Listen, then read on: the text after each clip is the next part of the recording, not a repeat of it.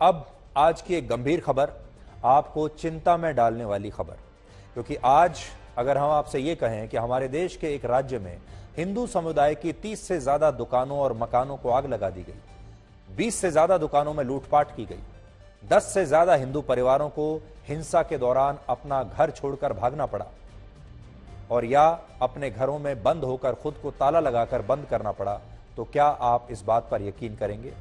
आप में से बहुत सारे लोग तो शायद पहले यह सोचेंगे कि आखिर ये सब कहां हुआ, कैसे हुआ और आज के जमाने में क्या यह हो सकता है। पश्चिम बंगाल की राजधानी कोलकाता में 9 अक्टूबर को हिंदू समुदाय के खिलाफ जबरदस्त सांप्रदायिक हिंसा हुई है।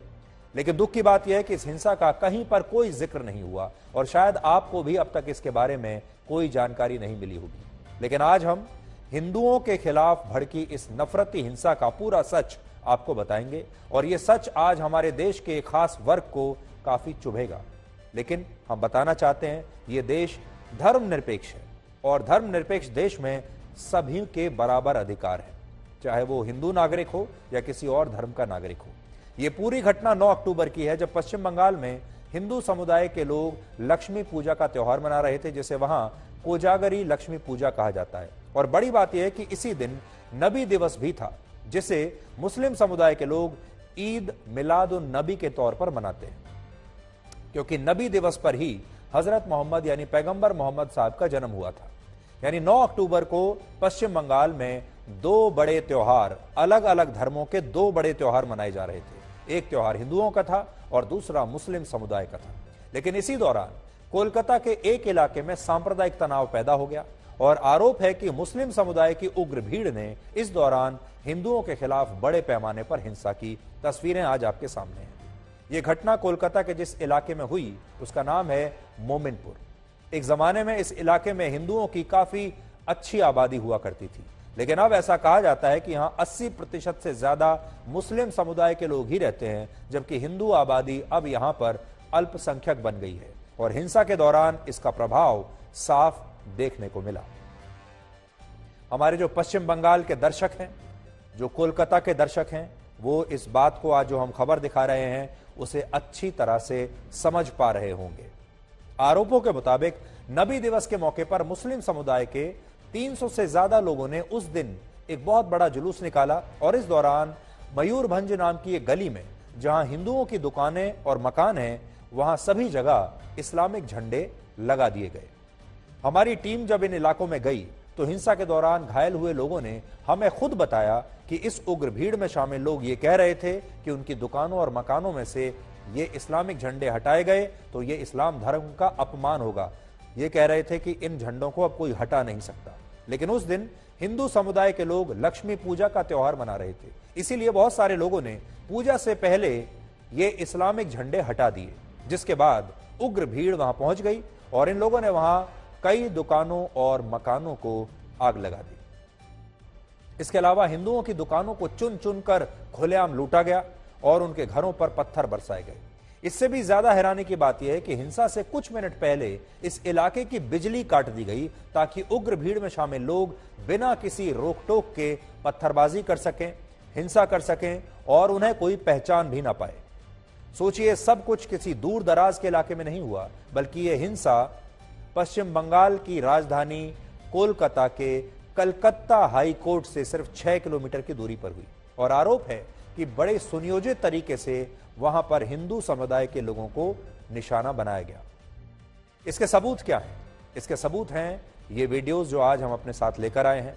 इन वीडियोस में आप देख सकते हैं जो लोगों ने अपने घरों के अंदर से इन वीडियोस को बनाया है, इन तस्वीरों को खींचा है और इसमें उग्र भीड़ पत्थरबाजी करती हुई और तोड़फोड़ करती हुई आपको साफ नजर आएगी।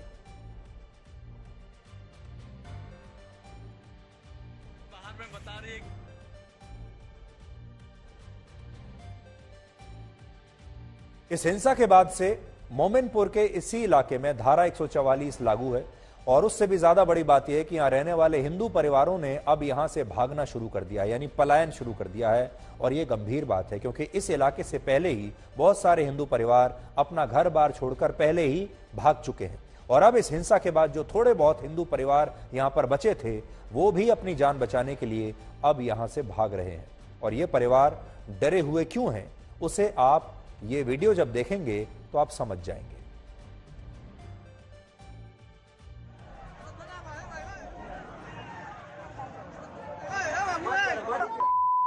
जब स्थानीय पुलिस ने कुछ लोगों को गिरफ्तार किया तो हिंसक भीड़ ने पुलिस स्टेशन पर ही हमला कर दिया और इस दौरान पुलिस स्टेशन के अंदर धार्मिक झंडे लहराए गए और आरोपों के मुताबिक हिंदू समुदाय के खिलाफ धार्मिक नारेबाजी भी की गई। ये तस्वीर है पुलिस स्टेशन की।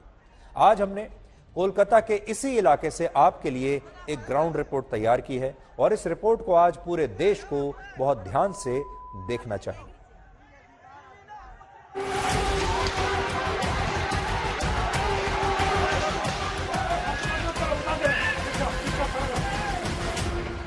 जगह जगह पर आगजनी के निशान और काफी सारे घरों पर यहाँ पर पथराव किए गए, वहां पर आगजनी किया गया, तोड़फोड़ का निशान हम सीधे देख सकते हैं। ये हम लोग अचानक हम लोग ऊपर हमला करने स्टार्ट हो गया। हम लोग ऊपर में फास्ट फूड का दुकान था, अचानक से वो लोग वो गली के अंदर घुसे और हम लोग अपने अंदर चले गए घर की तरफ अपनी महिला को बचाने के तरीके से। उसके बाद दुकान को उल्टा दिया गया, तोड़ देने के बाद पूरा जला दिया। हमारा जितना सिलेंडर वगैरह जितना सारा हमारा सामान था सारा लूट के लेके चला।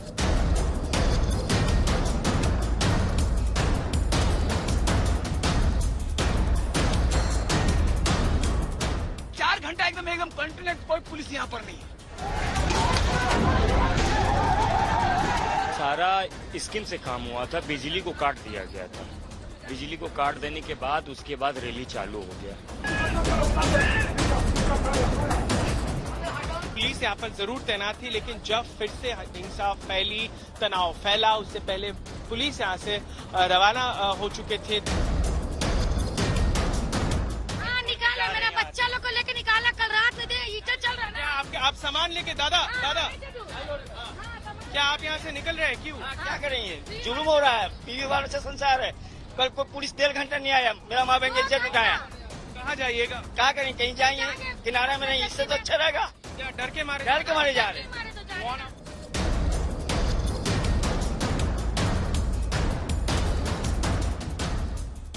हम लोग सेफ्टी के लिए लगाए थे, यहीं से हमारा सब कुछ हो रहा था। ये सेफ्टी के लगाए, एक घेराबंदी, एक शील बनाई है। जी जी। घर में हम लोग तो गेट बंद कर लगे, ईटा पत्थर चला रहा, सब झाड़ू देख हुआ, सब डिब्बी करके रखा। छोटा बच्चा गली में देखिए 2 घंटा कम पुलिस कहाँ थी? पुलिस 2 घंटा पुलिस नहीं थी। पूरा देखिए, हम लोग कला पे बच्चा लोग पढ़ाई लिखाई पूरा का पूरा नष्ट करके।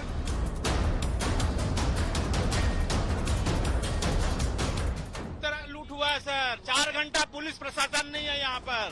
4 घंटा पूरा हम लोग इतना डर में है सर कि कोई। अभी भी लोगों में थोड़ा तनाव है और लोग भय में है, भयभीत है, क्योंकि जिस तरीके से रैफ की तैनाती हो चुकी है, लेकिन लोग स्पष्ट कह रहे हैं जिस तरीके से नुकसान उन्हें पहुंचा है, इसके लिए वो जवाब मांग रहे हैं। जरा कल्पना कीजिए कि ये सब कुछ भारत में ही हो रहा है और दुर्भाग्यपूर्ण यह है कि इस हिंसा के बारे में हमारे देश के ज्यादातर लोगों को आज भी जानकारी नहीं है। अब आज तक पर आपने ये रिपोर्ट देखी है, अब पूरे देश को पता चल रहा है कि उस दिन, उस रात कोलकाता में क्या हुआ था। कुछ वर्षों पहले तक हिंदुओं के खिलाफ ऐसी नफरत बांग्लादेश में दिखाई देती थी, जहां मुस्लिम कट्टरपंथी हिंदू समुदाय के लोगों को और मंदिरों को निशाना बनाते थे।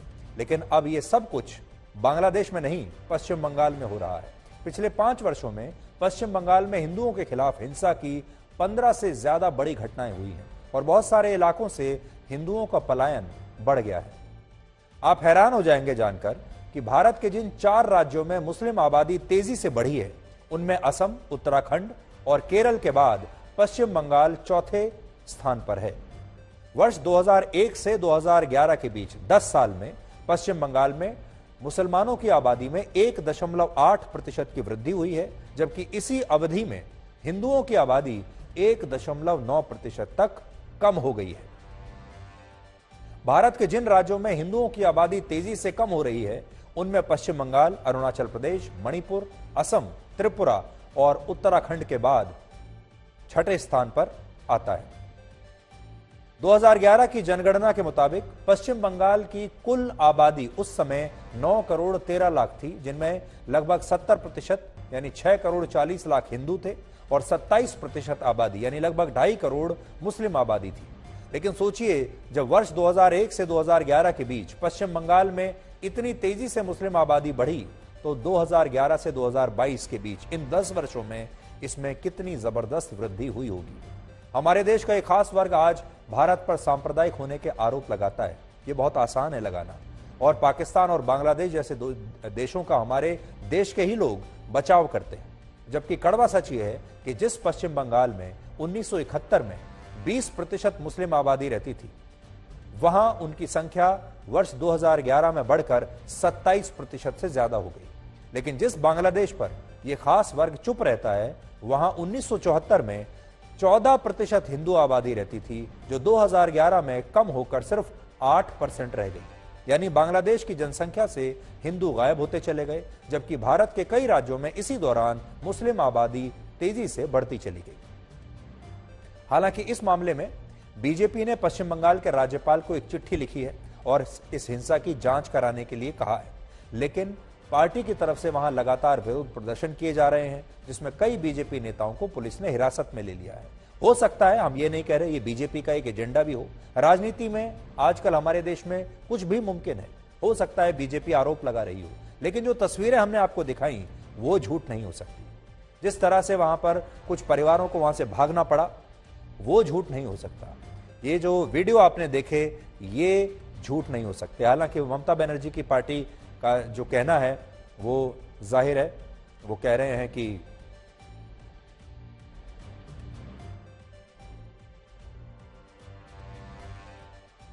ममता बनर्जी की सरकार कह रही है, पार्टी कह रही है कि वो जांच कराएंगे और अगर कोई भी दोषी मिला तो उसे छोड़ेंगे नहीं।